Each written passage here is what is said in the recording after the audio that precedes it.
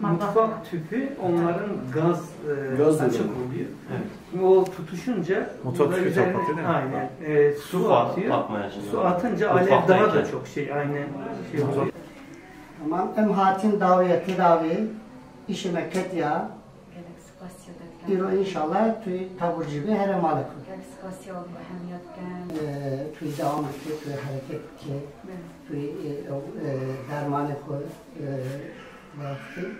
50 gün önce yaklaşık Irak'ın doğu şehrinde bir tüp patlaması sonrası vücudunda yaklaşık %60'a yakın 2. derece ve 3. derece derin yanıklar nedeniyle Doğuk'a hastaneye kaldırılıyor. Orada ilk tedavisi yapılıyor.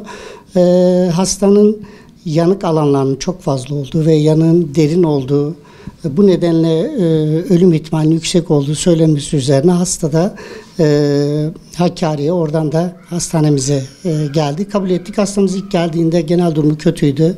Yaklaşık bir hafta kadar yoğun bakımda takip ettik. Sonrasında yanık merkezimize aldık. Tedavilerine devam ettik. Debridmanlar, eskarektomiler yaptık. Onun üzerinde ameliyatlar yaptık.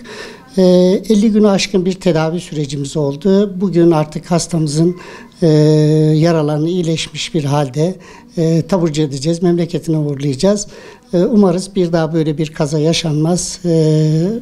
Hastamıza geçmiş olsun diliyoruz. Bu tabii ki sadece benim değil, sağ olsun hastamız bunu lütfetti. Benim başarım olduğunu söyledi ama bu bir ekip işidir. Yanık merkezindeki bütün ekip arkadaşlarım, doktorlarımız, hemşirelerimiz, personelimiz ve bu imkanları sunan hastane idaresi, hastane yönetimine teşekkür ederiz.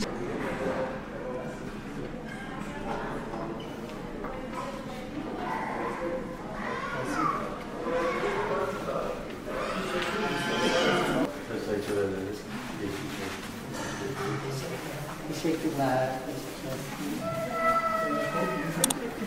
Spas.